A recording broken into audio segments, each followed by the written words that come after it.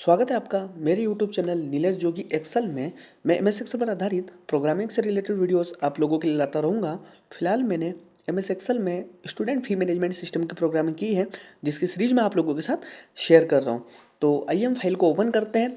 ये एक normal Excel की फाइल है जिसके अंदर प्रोग्रामिंग की गई है। ठीक है, तो फाइल को ओपन करने के लिए आप इसके ऊपर डबल क्लिक करें।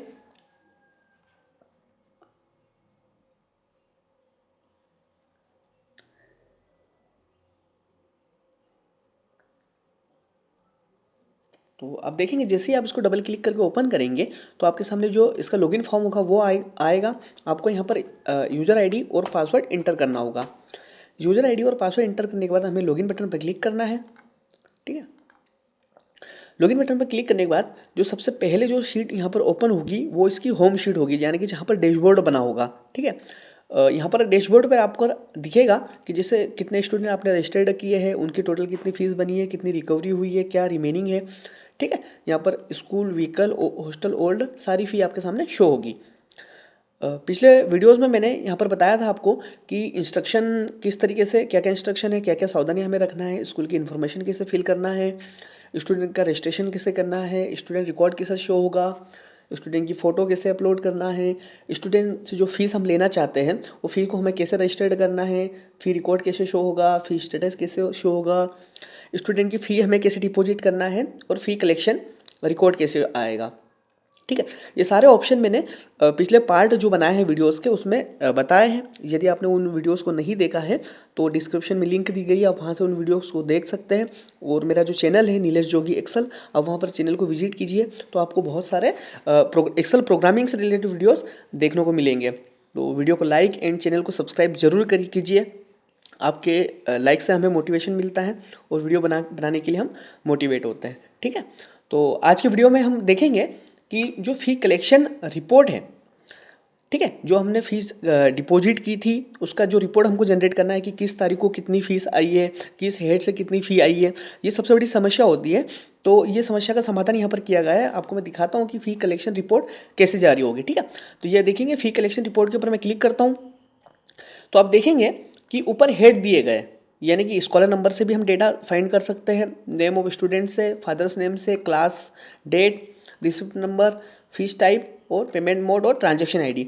यानी कि इतने सारे हेड दिए गए, इन हेड के अकॉर्डिंग आप डेटा को यहाँ पर फाइंड कर सकते हैं, सर्च कर सकते हैं। ठीक है, अभी क्या होता है कि जैसे कुछ पेरेंट्स फीस जमा करके चले जाते हैं तो हमको पता ही नहीं होता है कि उसका हम कलेक्शन कैसे निकालें। अगर कोई पेरेंट्स कहता है कि हमने किस किस तारीख को कितना पेमेंट जमा किया था, तो उसका कलेक्शन निकालने के लिए हमें बहुत दिक्कत होती है। और यहाँ पर हम केवल सिंगल क्लिक में निकाल सकते हैं। ठीक है, तो सिंगल क्लिक में कैसे डेटा आएगा, किस तरीके से उसकी समरी बनेगी, वो सारी चीज़ें यहाँ पर आपको दिखेगी। ठीक है, अब यहाँ पर देखेंगे कि हेड वाइज फी कलेक्शन समरी, यानी कि जैसे आप यहाँ सर्च करेंगे तो यहाँ पर समरी भी बताएगा कि स्कूल फी की कितनी आई है, व्हीकल की कितनी आई है, हॉस्टल की कितनी आई है, ओल्ड कितनी आई है। उसी तरीके से पेमेंट मोड वाइज फी कलेक्शन समरी, तो यहाँ पर आपको पेमेंट मोड और अमाउंट, यानी कि कैश से हमारे पास कितना पेमेंट प्राप्त हुआ है, बैंक के थ्रू कितना प्राप्त हुआ है, फ़ोन पे से कितना हुआ है, वो सारी चीज़ें यहाँ पर शो होगी। आप देखेंगे आपको ये ऑप्शन कहीं पर भी नहीं मिलते हैं और एक्सेल के अंदर ये सारे ऑप्शन मिल रहे हैं, यानी कि ये सॉफ्टवेयर जो है बहुत ही उपयोगी है और बहुत ही आसान भी है इसमें वर्क करना। ठीक है, तो मैं आपको यहाँ पर सारे ऑप्शन को बताता हूँ, एक एक करके सारे ऑप्शन आपके सामने क्लियर करता हूँ। तो जैसे हमको यहाँ पर डेटा सर्च करना होगा, तो जैसे अगर हम स्कॉलर नंबर 1, जैसे स्कॉलर नंबर से डेटा सर्च करते हैं, तो जैसे मैं स्कॉलर नंबर 1 इंटर करता हूँ और रिपोर्ट जनरेट बटन पर क्लिक करता हूँ तो आप देखेंगे, देखिए केवल सिंगल क्लिक करने पर कुछ ही सेकंड में आपके सामने डेटा आ गया।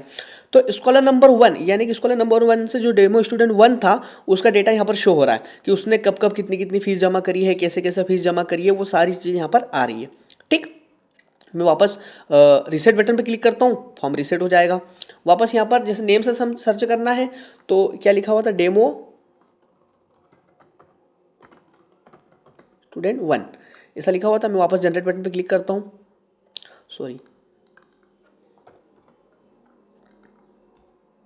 अब देखिए जैसे मैंने उसका नाम डाला, नाम से भी डेटा सर्च हो चुका है। अब मैं फादर नेम कॉपी कर लेता हूँ, यहाँ से कॉपी नहीं होगा। ठीक है, देख लेता हूँ, डेमो फादर 1। ठीक है, वापस रीसेट बटन पे क्लिक करता हूँ। अगर मैं जैसे कोई पेरेंट्स है, समझो किसी पेरेंट्स के 3 बच्चे हैं, 3 बच्चों की वो फीस जमा करते हैं और उन्होंने कब कब फीस जमा करी है वो हमको देखना है।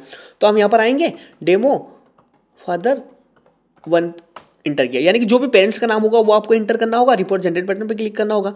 तो आप देखिए फादर के नेम से भी डेटा सर्च कर सकते हैं, यानी कि एक पेरेंट्स के अगर 3 बच्चे स्टूडेंट जो 3 बच्चे स्कूल में अगर पढ़ रहे हैं, वो तीनों बच्चों की कब कब कितनी कितनी फीस जमा की गई है वो अगर हमको देखना है तो हम फादर नेम से भी सर्च कर सकते हैं। ठीक है, वापस मैं रिसेट बटन पे क्लिक करता हूँ, फॉर्म क्लियर हो जाएगा। यदि हमको क्लास से डेटा सर्च करना है, ठीक है, तो क्लास से भी हम डेटा सर्च कर सकते हैं ना। तो फिलहाल मैं जैसे वापस स्कूल नंबर 1 इंटर करता हूँ, सर्च, इसकी क्लास 11th थी, ठीक है ना, अपनी 11th क्लास। अब मैं जैसे यहाँ पर 11th क्लास डालता हूँ, इंटर बटन पर क्लिक करता हूँ, सर्च बटन पे सॉरी 11th इंटर करके रिपोर्ट जनरेट बटन पर क्लिक करता हूँ, तो आप देखेंगे 11th का डेटा यहाँ पर आ रहा है। यदि मैं इसकी जगह 10th इंटर करके और रिपोर्ट जनरेट बटन पर क्लिक करूँगा तो डेटा नहीं आएगा, ठीक है, यानी कि 10th का डेटा है ही नहीं। यहाँ पर हमने केवल एक ही स्टूडेंट की डेटा एंट्री की है, इसलिए ये डेटा शो हो रहा है। यदि ज़्यादा स्टूडेंट की डेटा एंट्री करेंगे तो उतना डेटा हमारे सामने शो होगा, ठीक है। रिसेट बटन पर क्लिक करते हैं, उसके बाद हम देखेंगे डेट, किस डेट में कितना कलेक्शन आया। जैसे आज की डेट में, जैसे मैं आज की डेट डालता हूँ और रिपोर्ट जनरेट बटन पर क्लिक करता हूँ, तो आप देखेंगे आज की डेट में सारी ट्रांजेक्शन आज की डेट में ही थे, है ना। मैं 2 मिनट यहाँ पर आता हूँ फी कलेक्शन रिकॉर्ड पर और यहाँ पर किसी एक की डेट चेंज कर देता हूँ, ठीक। वापस आता हूँ फी कलेक्शन रिपोर्ट पे और यहाँ 29/12/2024 और मैं रिपोर्ट जनरेट बटन पर क्लिक करता हूँ। आप देखिए केवल उस 29 तारीख का ही डेटा यहाँ पर आ रहा है। अब मैं 30 तारीख का डेटा चेक करता हूँ, वापस रिपोर्ट जनरेट पर क्लिक करता हूँ, देखिए 30 तारीख का डेटा यहाँ पर आ रहा है। यानी कि स्कॉलर नंबर से भी आप डेटा फाइंड कर सकते हैं, स्टूडेंट नेम से भी डेटा यहाँ पर आ जाएगा, कब कब कितनी फीस जमा करी, फादर नेम से भी आ जाएगा, क्लास से भी आ जाएगा, डेट से भी आ जाएगा। अब आ रही है बारी रिसिप्ट नंबर की। जैसे रिसिप्ट नंबर हमने 1 2 3 4 डाला था, ठीक है, मैं 4 का डेटा सर्च करता हूँ, रिपोर्ट जनरेट बटन पर क्लिक करता हूँ, देखिए 4 का डेटा आ रहा। कौन सी फीस जमा हुई है, ओल्ड फीस जमा हुई है, यहाँ पर बता भी रहा है, ठीक है ना। ठीक है, फीस टाइप, जैसे मैं फीस टाइप से भी डेटा सर्च कर सकता हूँ, यहाँ ड्रॉप डाउन दी गई है, स्कूल फी कितनी आई, जैसे समझ लो 1000 स्टूडेंट है, 1000 स्टूडेंट से आप यहाँ पर क्लास भी दे सकते हो, ठीक है, साथ में ना। जैसे 1000 स्टूडेंट की क्लास 4 तक की फीस कितनी आई है, 10th की फीस कितनी आई है, 11th की फीस कितनी आई है, 12th की फीस कितनी आई है, वो आप यहाँ पर सिलेक्ट करेंगे और रिपोर्ट जनरेट बटन पर क्लिक करेंगे तो उतनी फीस सामने आ जाएगी। देखिए स्कूल फी है ना 11th की रिसिप्ट नंबर 1 से आई है 8000 रुपये, ठीक। वापस मैं रिसेट बटन पर क्लिक करता हूँ, ठीक है। अब पेमेंट मोड है, हमारे पास कैश कितना आया, बैंक से कितना आया। जैसे मैं कैश पे क्लिक करता हूँ, रिपोर्ट जनरेट बटन पे क्लिक करता हूँ, ये देखिएंगे आप, है ना, कैश से इतना आया, है ना। बैंक से कितना आया, बैंक से कोई आया है क्या, मैं वापस क्लिक करता हूँ, नहीं आया है। फ़ोन पे से कुछ आया है, ठीक है, ये फ़ोन पे का ट्रांजेक्शन बता रहा है। फिलहाल मैं जैसे यहाँ पर इसको क्लियर कर देता हूँ, ट्रांजेक्शन आईडी से भी आप सर्च कर सकते हैं। फिलहाल मैं स्कॉलर नंबर 1 का डेटा सर्च करके आपको कुछ दिखाना चाहता हूँ, ठीक है। स्कॉलर नंबर 1 का डेटा हमने सर्च किया, इसी तरीके से आप जितना भी डेटा होगा वो सर्च कर सकते हैं, ठीक है। ये हेड दिए गए उसके अकॉर्डिंग। उसके बाद आप यहाँ पर देखेंगे कि यहाँ पर बता रहा है कि स्कूल फी आपके पास 8000 रुपये आए हैं, व्हीकल की 4000 आए हैं, हॉस्टल की 1300 आए, ओल्ड के 900 आए। ये टोटल यहाँ पर कलेक्शन बता रहा है किस किस माध्यम से आए हैं। देखिए कैश 8000 आए, फ़ोनपे से 4000 आए, क्रेडिट कार्ड से 1300 आए और चेक से 900 आए। यानी कि आपको ये भी नहीं देखना है कि किस हेड से पैसा कितना आया है ना, किस पेमेंट मोड से कितना आया। यानी कि आप केवल यहाँ पर सर्च करेंगे, एक क्लिक पे आपके सामने निकल आएगा और आप उसको प्रिंट निकाल के आपके जो भी मैनेजमेंट होंगे या प्रिंसिपल होंगे या अकाउंटेंट होंगे उनको आप दे सकते हैं। यानी कि बहुत ही आसानी से आप यहाँ पर फीस को मैनेज कर सकते हैं, ठीक है। उसके बाद यहाँ पर अलग अलग बटन दिए गए, इन बटन के बारे में बता देता हूँ। जैसे मैं इसको अभी रिसेट करता हूँ, फॉर्म ब्लैंक हो चुका है।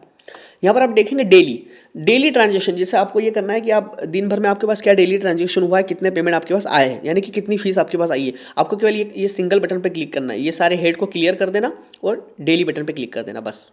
ये देखिए आज कितना पेमेंट आया वो क्लियर बता रहा है यहाँ पर, ठीक है। उसके बाद रिसेट पे क्लिक करता हूँ। उसके बाद यहाँ पर वीकली, एक हफ्ते में हमारे पास कितना पेमेंट आया है, चाहे वो किसी भी पेमेंट मोड से आया हो, चाहे किसी भी फी हेड से आया हो, केवल हम वीकली बटन पे क्लिक करेंगे, इस वीक में कितना पेमेंट आया पूरा बता रहा है। देखिए इस वीक में 4 ट्रांजेक्शन हुआ है, 4 पेमेंट आया है बता रहा है। उसके बाद वापस हम रिसेट बटन पे क्लिक करते हैं। इस मंथ में यानी कि इस महीने में हमारे पास कितना पेमेंट आया है वो अगर हमको देखना है तो केवल हम मंथ पे क्लिक करेंगे, इस मंथ का पूरा पेमेंट आ जाएगा। यहाँ पर 4 एंट्री इसलिए आ रही है, केवल मैंने 4 ही एंट्री की थी, इसे 4 एंट्री बता रहा है, ठीक है। ठीक, अब देख पाएंगे ना डेली वीकली मंथली, यानी कि हमको डेली कलेक्शन की रिपोर्ट भी आ जाएगी, मंथली भी आ जाएगी, है ना, और वीकली भी आ जाएगी। उसके बाद जो हेड दिए, हेड के अकॉर्डिंग भी आप डेटा को सर्च कर सकते हैं।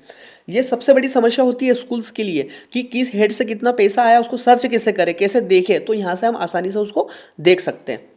उसके बाद आप देखेंगे कि हमारे पास प्रिंट बटन भी दिया हुआ है। प्रिंट बटन के ऊपर हम क्लिक करेंगे तो इसका प्रिंट प्रीव्यू शो होगा।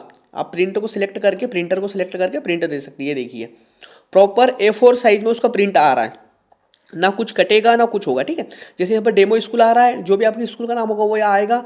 यहाँ पर एड्रेस आएगा, कॉन्टैक्ट नंबर आएगा। ये कॉन्टैक्ट नंबर मेरा है। यदि आप सॉफ्टवेयर को परचेस करना चाहते हो तो आप इस कॉन्टैक्ट नंबर पर संपर्क कर सकते हो, कॉन्टैक्ट कर सकते हो व्हाट्सअप के थ्रू। ठीक है, ठीक है। यहाँ पर डेट भी बताएगा किस डेट में रिपोर्ट जनरेट हो रही है, और सारे ट्रांजेक्शन आएंगे 1 बाय 1। जितने भी ट्रांजेक्शन होंगे आप A4 साइज पे उसको प्रिंट कर सकते हैं। ठीक है, फिलहाल मैं क्लोज करता हूँ। उसके बाद एक प्रिंट PDF का बटन दिया गया है। यहाँ पर आप देखेंगे कि इंटर सेव PDF नेम। जिस भी नाम से आप इस PDF को सेव करना चाहते हैं वो नाम आप यहाँ इंटर कर दीजिए और PDF बटन पे क्लिक कर दीजिए, तो इसकी PDF भी बन जाएगी। ठीक है, तो जैसे समझ लीजिए मैंने ये अभी एग्जाम्पल के तौर पर मैं इसको डेली कलेक्शन लिख देता हूँ। ठीक है, डेली कलेक्शन लिख के मैं इसको PDF बटन पे क्लिक करता हूँ।